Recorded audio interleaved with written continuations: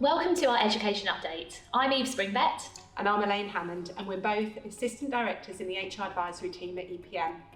We'll be providing your school or trust with the key updates and considerations surrounding HR matters. In particular, during this session, we'll be discussing some upcoming changes that you need to be aware of, and we'll talk about some interesting case studies surrounding redundancy and equality. Remember, to accompany this update, we have also produced an action checklist. Please download a copy of this checklist as it is intended as a helpful guide for senior employees to allow you to easily identify the actions and key priorities that you should consider to help prepare for the summer term. Okay, so thankfully, I think we've seen the last return to school, and I know that everyone shares that sentiment as well. And we've heard some really successful returns to school on the 8th of March, and obviously a number of them were at phase, but I know families and staff members are really delighted to see the children back in school. And we are hearing anecdotally that pupil rates are really high in terms of 96 to 97%, and some of our chief executives are reporting to us that actually those return rates were higher than their attendance rates are higher than they were pre the COVID situation. One of the things that's come up lots of times with us with queries is about our clinically extremely vulnerable staff returning to the workplace.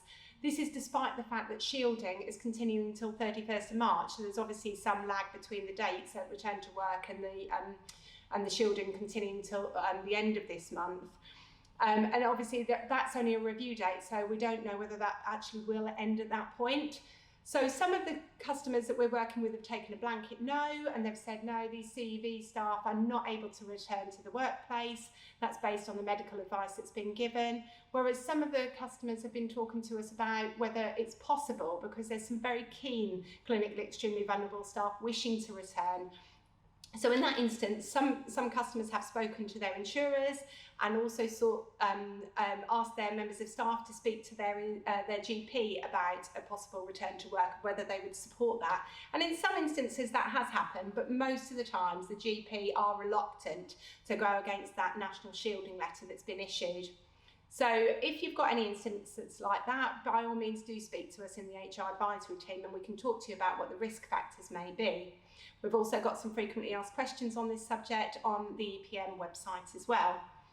Home tests, we're assuming that the home tests that are being issued to pupils now should hopefully relieve the pressure of the testing, because that's obviously been an added capacity issue within the schools. And then just looking at furlough, what we're finding now is a significant number of the furloughs have been ended, and individuals are returning to the workplace as would be expected with the return date of the 8th of March. The remaining furloughs that we've got really at the moment seem to be in the sports centres, where schools or trusts have got associated sports centres that they actually run. And then lastly, I just want to talk a little bit about the voluntary vaccination. Whilst there's lots of talk about this in the press nationally, not necessarily in the education sector, we're not envisaging that position is going to shift in the education sector as a public sector employer. And therefore it does remain, just for the avoidance of doubt, a voluntary process.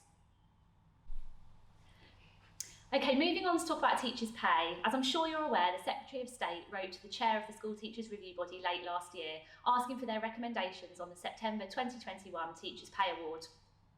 The letter indicated that recommendations should focus on teachers earning less than £24,000 full-time equivalent, which is predominantly our unqualified teachers. And it asked for them to receive a minimum of a £250 uplift. It did recognise the fantastic effort that our teachers have made through the pandemic, but also the government need to balance this with the current economic situation, making sure that they're protecting jobs and investing in public services. That being said, there is a commitment for starting salaries to increase to £30,000 in order to aid retention. Yeah. Okay, and we're also very aware that the trade union representatives have actually asked the STRB, the School Teachers Review Body, to actually defy the Minister's wishes for a pay award for the lower pay only. They're obviously looking for a pay award across the piece for their members, which I'm sure many of you will actually expect that to be the position. We will obviously provide you with a joint statement, and you can actually see that on our slides here via the link available. Just to reassure you that we'll obviously keep you abreast in terms of the developments on teachers' pay and the discussions and negotiations as they're ongoing. In terms of support staff pay, the joint trade unions have submitted their pay claim to the Local Government Association. That refers to a 10% increase on all pay points, and we've outlined here the other details of that claim. We haven't yet seen a response to this, but we do know that councils will be consulted this month about the pay claim that's been submitted, and the employers will not be responding to the claim before the 6th of May local elections. We don't have any more specific timeline in terms of what that will look like after the elections, but we will of course watch this space and keep you updated with any developments in relation to this. Okay, we'd now like to talk to you about the restriction of public sector exit payment regulations 2020 that came into force on the 4th of November 2020. In effect, this is a cap of £95,000 on pre-tax aggregate exit payments for public sector workers. There's been lots of discussion about it because the legislation was actually passed in 2015.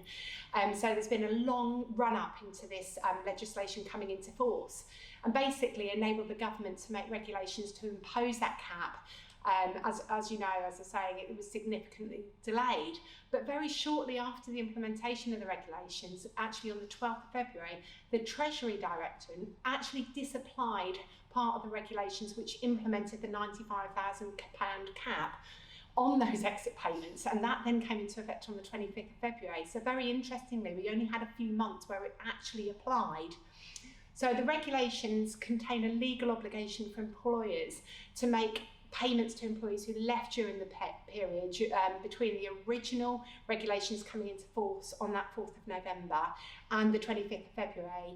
So these are the regulations which actually disapplied the original regulations. So those payments are the difference between what was paid and what the exit payments that the employer would have been entitled to had it not been for the regulations being in force. And just to add to that, the employer really should be paying interest on top of that as well for those individuals. The situation isn't fully settled though, is it, Elaine? Because the main impact of the cap, particularly in local government, was on the ability to pay the full pension cost or the pension strain costs for those over 55 who were made redundant or if they left on business efficiency grounds. The LGA is seeking urgent clarification on this point from the government, that you might wish to review termination payments that were made or that had to be reduced during that period to see whether you're affected in any way.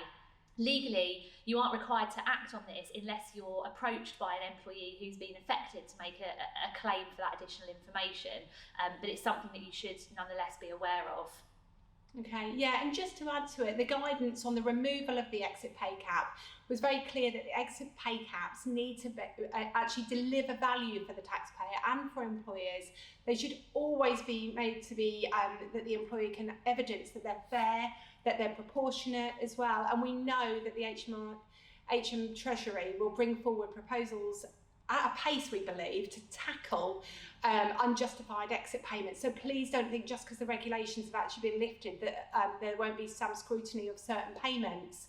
Now, the government hasn't confirmed when the exit pay cap or further reforms will be reintroduced, although we do know they will be coming. It's unlikely to happen in the next few months. Because obviously legislation takes quite a long time to come into force, but it's not likely to be the 4-year lead-in that we saw between 2015 and the 2020 arrangement. So you are advised to include appropriate warnings when providing employees with information on their potential exit packages, just in case those regulations come out. And we know obviously when you're giving estimates to individuals, they can be quite a few months in advance before they're actually being paid out, hence the warning that they may need to be aware of the regulations. So in summary, as employers in the education sector, you should be aware of that exit cap and the fact that it may still come back into force at some point in 2021 or possibly into 2022. Okay, so just a quick reminder of some of the implications post-Brexit on your recruitment practices and continued employment of some of your staff. If you were a licensed sponsor prior to the implementation of Brexit, then you would have automatically been granted a new skilled worker licence in accordance with this.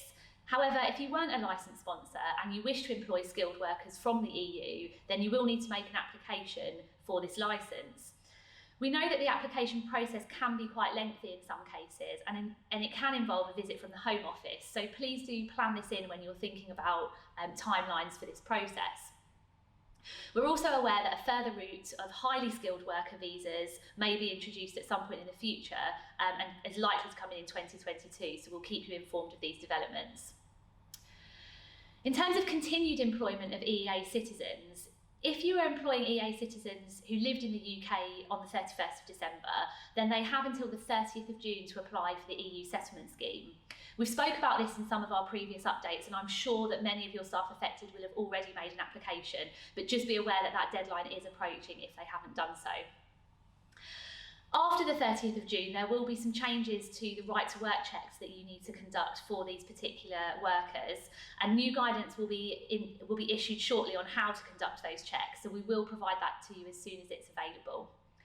It's just worth noting as well that our contract templates have been updated to reflect these changes, and I know that our colleague Beth will be discussing the safer recruitment implications of this, particularly linking to the single central record in her section. Okay, we discussed this case law and update as far back as 2019. It involves a school that deemed to have wrongly calculated a teacher's holiday pay. So most of you in the education sector will have heard of the Harper versus Brazel case. So you probably know that the Court of Appeal had ruled in favour of Leslie Brazel in her position as a music teacher at the Bedford Girls' School during their term time period. So in effect, they were paying holiday pay as a percentage of yearly hours worked at 12.07% for each hour. And the Court of Appeal ruled that in this case, it should be based on an average weekly pay over a 12-week period, but that's now been increased to a 52-week period. And that would ensure that the minimum annual leave required in the Working Time Directive is paid. So in effect, that's 20 days statutory plus the 8 bank holidays, so the 28-day period that's referenced in the court outcome. So we're all watching intently to see what's going to come of the Supreme Court hearing on the 9th of November 2021. Because this relates to a term-time only worker, it's really pertinent to those who employing in the education sector. So we're keeping an eye, I'm sure you will also, but we will obviously be writing out as soon as there's any developments in terms of that case. As things stand, the majority of our customers are awaiting the outcome of the Supreme Court before making any contractual changes. Not all, but some have made some changes so that they're in line with the court case, either on a temporary basis or permanent basis. So if it might be of interest for you to have a read of the EPM advice note, that's the one, how do you calculate holiday pay for employees who work irregular hours? Within that advice note, we advise that you contact your insurers and you assess the potential financial risk should the Supreme Court uphold their decision.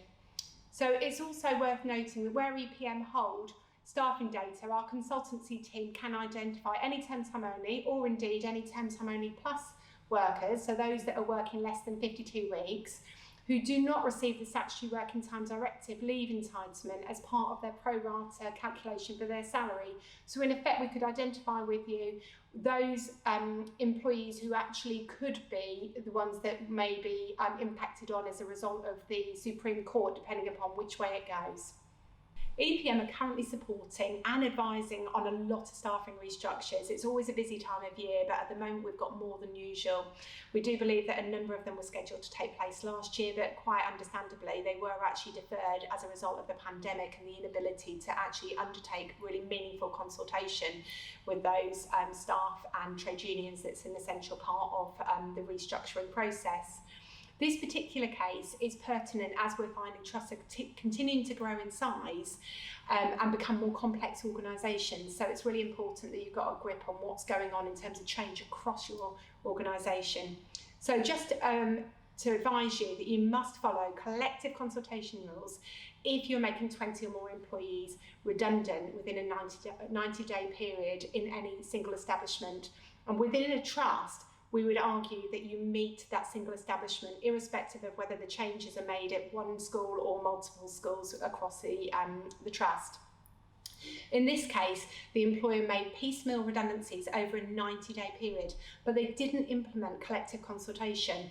The ruling held that for the purposes of assessing the obligation to conduct collective redundancy consultation, any period of 90 days during which a relevant dismissal occurs should be considered, not just the preceding 90 days.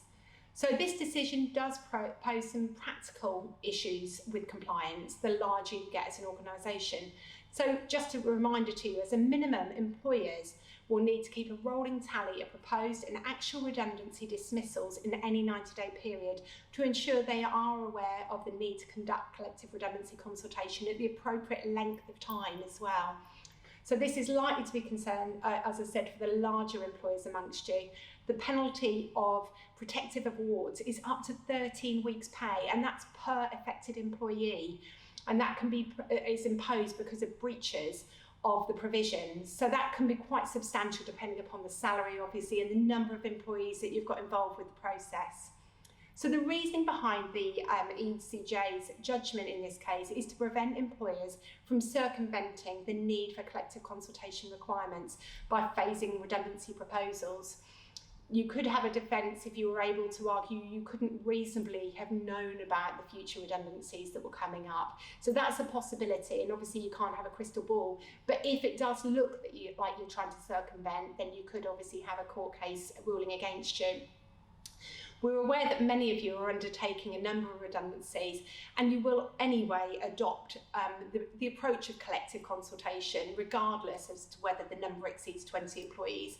But because the number of days that you need to consult does actually increase with the number of people in scope for redundancy, it's really important that you keep that tally, because it may mean that you're actually having to consult for longer than you actually anticipated. So it does seem sensible to continue to make sure that you're keeping that tally so that you don't risk a claim for protective award. So as an aside, you should also ensure that you comply with the requirements to notify the Secretary of State through what we call an HR1 form. So that's when you're going to have 20 more redundancies in a single establishment, and it's really used to inform the redundancy payment service of potential redundancies within your organisation. Obviously they want to know across the country what sort of numbers are coming through for redundancy purposes and unemployment purposes. So if you don't provide the required information, you could be breaking the law. And this is a really good opportunity, and it serves as a timely opportunity to remind ourselves, Elaine, of some of the really best practice points when conducting these redundancy or restructure proposals. And of course we've talked about consulting, so consulting with trade union representatives or elected employee representatives, and we know that in the education sector predominantly we are consulting with trade union reps, but we do also consult with staff members that are affected at the same time, so it's really important that that's open and transparent. But it's also really important to note that consultation does not have to end in agreement. So it's carried out with a view to reaching agreement, but of course you need to talk about ways to potentially avoid the redundancies. But of course if it doesn't end in agreement and the right thing to do is to proceed with that redundancy process, then that's absolutely what you should be doing. You also need to make sure that you're responding to any requests for further information as part of that consultation process. And don't forget to issue redundancy notices once that consultation is complete, especially if there has been some kind of agreement reached. Sometimes that's the part that is forgotten about, and we're sort of nudging our customers, aren't we, Elaine, to say, please remember to send those documents in a timely manner in accordance with the timeline you've set. So there's a few things there that we need to think about when also thinking about collective consultation for those larger employers too. Yeah. So another interesting case that we'd like to discuss with you is in relation to the Equality Act, and particularly around racial discrimination in the workplace. The facts of this particular case are that Mr. Galen was subject to racial harassment from a fellow employee, and following his dismissal for an unrelated matter, he brought a claim of race discrimination against the employer. The employer sought to rely on Section 109(4) of the Equality Act in their defence, and essentially argued that they'd taken reasonable steps to prevent Mr. Galen's colleague from racially harassing him, as they had provided equality and diversity training 3 years previously. When this was examined by the tribunal and the subsequent EAT, they found that this was not a suitable defence because the training had taken place several years before the events in question, and in their words was clearly stale. No refresher training had been provided, and therefore the Section 109(4) defence failed. There were some other interesting facts of this case. So the racial harassment was regular, it wasn't a one-off comment, and at least 2 managers had overheard some of the comments that had been made, and they hadn't taken any further action other than one manager having a very informal conversation with the employee in a relatively relaxed way, which wasn't deemed to be sufficient in terms of addressing the behaviour in question. So in summary, the EAT found that it is not enough to simply ask whether training has taken place. Consideration has to be given to the nature of the training, the extent to which it's likely to be effective, and whether the employees understood what they were being told. Okay, so that's a really interesting case. I share your interest in it and the subject matter. So as employers, you really do need to think about some of the points, the takeaway points that come out of this case, the practical implications. So a few questions I think I'd be inclined to ask yourselves. How up to date and effective is your training on equality? You know, is it embedded? Have you got a culture of understanding equality? And also addressing equality matters in the workplace as well. You've really got to make sure that that training exercise that you undertook with your employees is not just a tick box exercise, because we've seen from the employment tribunal outcome that that just won't hold water. So think about whether you need some refresher training sessions. Do you have policies on this matter and procedures? Is the support embedded within your organisation? So are our colleagues and managers encouraged to report and deal with the behaviour that may concern them? So we heard in this case that obviously individuals saw the behaviour but didn't address it robustly. So there really needs to be action from the managers to really ensure that that behaviour is addressed and that it doesn't happen again. That's got to be the outcome of certain sanctions. So just in summary, the case shows that brief superficial training is unlikely to have a substantial effect on preventing harassment and have a long-lasting impact. So really, we urge that you do have some considerations to those takeaway points that we've just covered. So further to the case that we've just discussed regarding equality, EPM can support via our consultancy service with equality and diversity training in particular. And you can see some information included here in relation to what that looks like, and further contact details will be provided should you be interested. Hi, my name is Jane Warburton and I'm a Senior HR Partner with AVEC, and I'm joined today by my colleague Pam Mee, who is also a Senior Partner with AVEC. And we will be providing your school or trust with some key updates and considerations surrounding staffing restructures and redundancies. In particular, during this session, we will be discussing the legal framework, statutes covered, the process itself, things to consider, and getting it wrong. Remember, to accompany this update, we've also produced an action checklist. Please download a copy of this checklist, as it is intended as a helpful guide for senior employees to allow you to easily identify the actions and key priorities that you should consider to help prepare you when thinking about starting a staffing reduction process. Okay, so let's start by looking at the legal framework. There are 5 fair reasons for dismissal, and redundancy counts as one of those.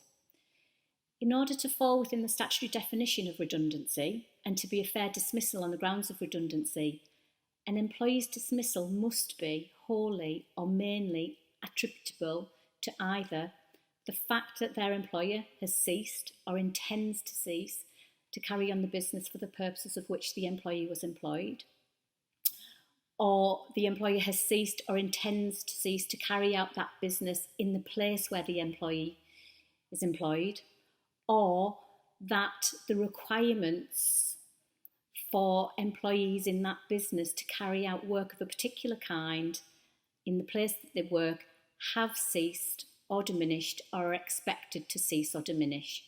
And that's covered by section 139 of the Employment Rights Act. So in the first case, that's likely to be a business closure or a workplace closure. So for example, a whole school closure that did not involve a TUPE transfer. In the last example, this is the one that we're much more familiar with in the education world, and that's where we see reductions that are due to budgetary needs, changes to the curriculum, perhaps a result of falling roll, or where temporary funding streams have ended. So what's covered in the statutes then? It's redundancy, notification and consultation. And this is a statutory obligation on yourselves as employers to notify and consult on redundancies of 20 or more, and where you have 20 or more roles at risk, to also notify the Redundancy Payment Service. There's the rights for elected representatives to be provided with sufficient and relevant information to ensure consultation is meaningful and that they have access to their members. There is the right not to be unfairly selected for redundancy. This is why you need to have criteria that is objective and fair, and this will be covered later by Pam. There is also the right for individuals who are at risk of redundancy to be able to take paid time off to look for work or to make arrangements for training.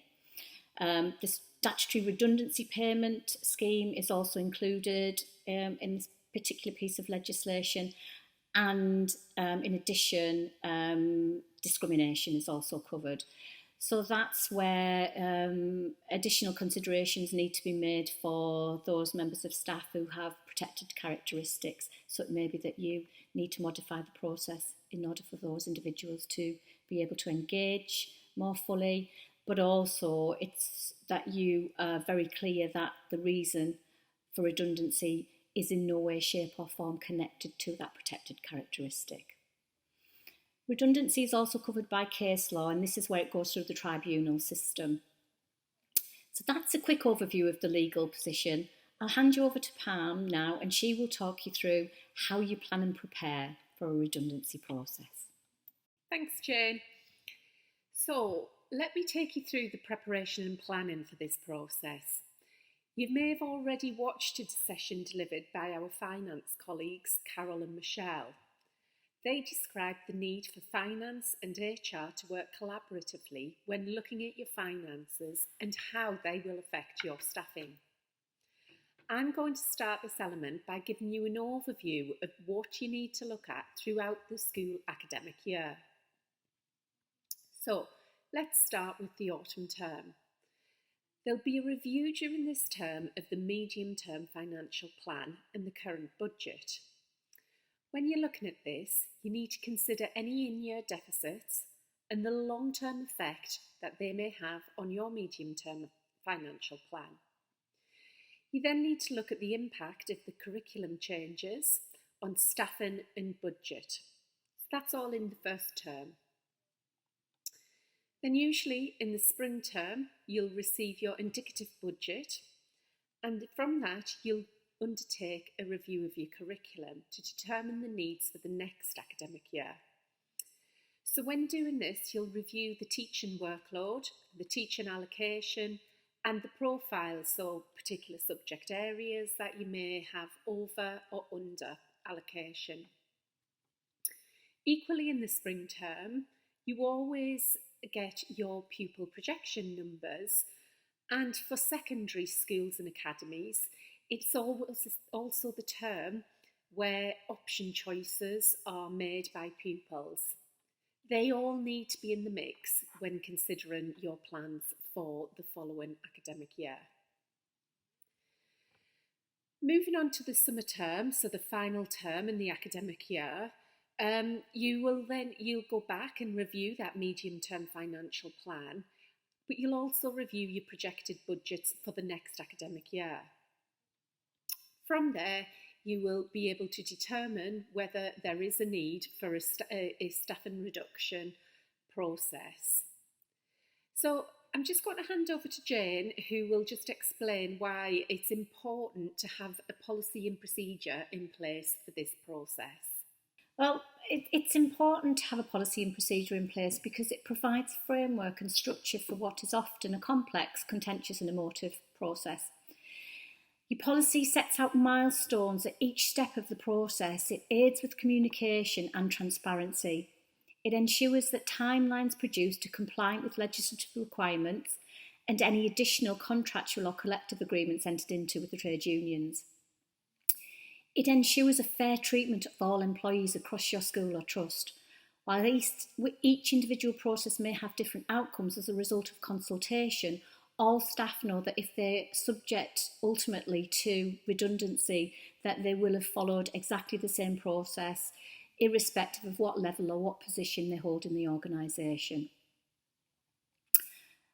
I've got to say at this point that a policy on its own is of no use if it is not implemented and used correctly, and if it is not shared and communicated across the organisation with all staff. It's essential, therefore, that those involved in managing the process, those that are ultimately responsible for the process, and those that are supporting the process understand the policy and procedure and adhere to it. We can't emphasise enough the importance of working to your policy. And you will hear Pam mention this on numerous occasions as she picks up the presentation later on. So therefore, what I would say is if you have a policy and procedure, use it. If you don't have a policy, then get one agreed quickly. Okay, Pam, so that's the policy. Perhaps you could now explain about the process and what happens when you're using the policy. So now we understand why it's important to follow policy and procedure, and I'll set out how to conduct the process. So it's a long process, it can be emotive because it's very difficult, but it's important to follow that policy, as Jane has just previously mentioned. So as the leader of the trust or the school, it's your responsibility to present the relevant information to the full board of trustees, directors or governors in relation to the need for potential staffing reductions. At this point, ensure that the information you are presenting is an overview rather than detailed information. Once the board confirm the need for a staffing reduction, there'll be a need to delegate the responsibility to a relevant committee to oversee the full staffing reduction process. At the same meeting, you can, if you feel able, agree an appeals panel who will consider appeals should the process run that far.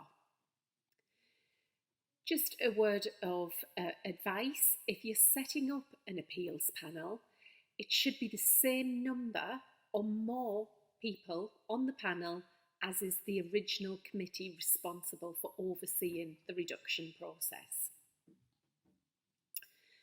We often find it useful to try and meet with the committee who are overseeing the process immediately after the full board meeting. You can then, at that meeting, share the full detailed information with the committee and get the required authorisation for you as the leader of the school or the trust to manage the consultation process on their behalf. This takes out a little bit of commitment for them. As we all know, our governors and directors and trustees are all volunteers and often have their own jobs. Okay, so prior to commencing the consultation, you need to check your policy. There it is again, as there may be different requirements for redundancies involving fewer than 20 staff. There are statutory obligations that must be fulfilled for more than 20 staff, and they are around timelines, trade union and employee involvement, and equally informing the government, the relevant government departments of the intention.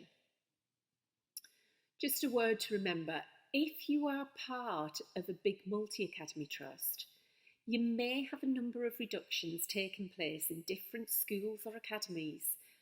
Just remember, you're actually one employer, and so you must be mindful that potentially you could go over the limit of 20 employees. If you have not already done so, before you start consultation, it's important to draft a timeline that you can share with staff and unions. When drafting your timeline, it is easiest to work back from the proposed dismissal date. So what we suggest is you consider the amount of notice to be issued. And if we look at teaching staff first, we know there are very specific timelines within the academic calendar whereby notice must be issued. So, just to go through those, if you are intending on dismissing a teacher on the 31st of August, you must have issued notice by the 31st of May. For a head teacher, remember that actually that's different and 4 months' notice is required, therefore it must be the 30th of April. If your intention is the staffing reduction takes place at the end of the autumn term, therefore the 31st of December, you must issue notice by the 30th of September. And then finally, if you intend to dismiss staff, teaching staff in the spring term, therefore the 30th of April, the dismissal notice must have been issued by the 31st of January. Okay, so for support staff, we do have more flexibility on the leaving date. It will be a maximum of 12 weeks notice, and it will be very much dependent on their length of service. So the most notice somebody will get will be that 12-week period, and it's based on a number of years equals the number of weeks. So Pam has briefly touched upon this already, but we believe it is important that you understand the key players in the process.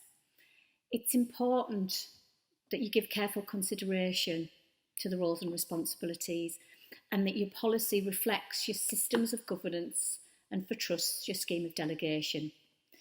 Because failure to ensure the right people with the right level of authority are acting at appropriate points in the process could leave you vulnerable at either the representation and appeal stage of your procedure and policy, and also if it proceeded to tribunal.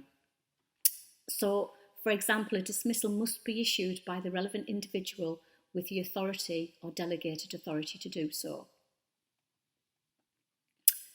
So just a very brief overview of the key players then. So at the top you have your governing body, trust board, and remember, for maintained schools, the local authority as the employer has an important role to play. And they have responsibility overall for staffing matters within the organisation. Coming out of the main group, and this will be the group that will manage and oversee the process, are your committees. And there should be two committees. There's one committee that will lead the process up to selection and issuing of notice, and the second committee will hear any appeals. And this is very important that the right people are involved at the right stage. And the reason we have two committees is to ensure that there is separation and that those who've previously been involved in any decisions are not involved at the appeal stage. We then have senior leaders. So ordinarily it will be those senior leaders who are responsible for the department or the area where the redundancies are being proposed. They will lead on the day-to-day management of the process. So they will be involved in the trade union meetings, in meetings with staff. They will collect and collate any submissions that come in from trade union colleagues or staff and prepare those to present to the committee at the appropriate stage. You've also got your HR advisor. They will provide technical advice. They will provide guidance, but they should not be involved in the decision-making process. Not to forget that we have trade union colleagues, and they have an important role to play in the process. They, after all, do have the statutory right to consult on behalf of their members and to also support their members on an individual basis. So they're the key players that will be involved in a staffing reduction process. I think it's also worth adding that you may need to bring other leaders on board to provide support for those staff members who are subject to consultation and potential selection for redundancy. So just try to have as many support mechanisms in school as you possibly can as part of the role for a senior leader, perhaps not involved in the day-to-day dealings of the reduction. So that's the roles and responsibilities. I'm going to hand back over to Pam now, and she's just going to go through a few principles and kind of pull it all together. So, going back to policy, you're going to be sick of hearing us talking about it, but we can't emphasise enough the need to have a working policy in place. And for you to follow that policy, it'll mitigate any potential risk. You must have a sound rationale and business case.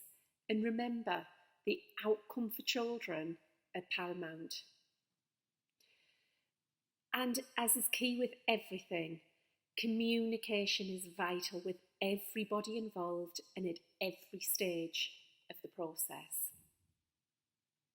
Okay, one more principle which I'm absolutely sure won't apply to you, but I will repeat it. Okay, so what can happen if things go wrong or the process hasn't been managed properly?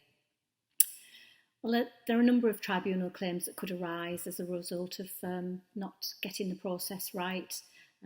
We've briefly touched on these earlier on, but unfair dismissal, that's where the process may not have been run fairly, where somebody may have been unfairly selected for redundancy. There is wrongful dismissal, so that may be where you have not issued the correct amount of notice that a member of staff is entitled to, or indeed the dismissal letter has been issued in the wrong name. And then, of course, piggybacked onto most unfair, constructive or wrongful dismissal claims are discrimination claims. And this would be where the most blatant and the most obvious would be where it transpired that an individual had been picked solely because they have a protected characteristic, which could be a disability, it could be gender, it could be pregnancy related, and that would be an obvious and direct discrimination. It also may be where sufficient thought hasn't been given to an individual's particular characteristic, and therefore the process hasn't been modified to ensure that that person has the ability to engage fully in the process. So they're the technical, legal issues that can arise. And I'm pretty sure, and Pam and I are pretty confident, that if you've followed your procedure, if you've tried to be as transparent, as open and as fair as you possibly can be, whilst you will be delivering difficult messages and messages that people won't want to hear, you will have actually protected yourself moving forward. But there is something else that's equally as important to consider, and that's the impact on employee relations and morale if you don't get it right. Because what you've got to remember is that whilst you may lose those staff who have been through the process, and you may have had some very difficult conversations with those members of staff and it may have been very contentious, there is an end to that, and that if those staff have been made redundant, they will no longer be part of your organisation.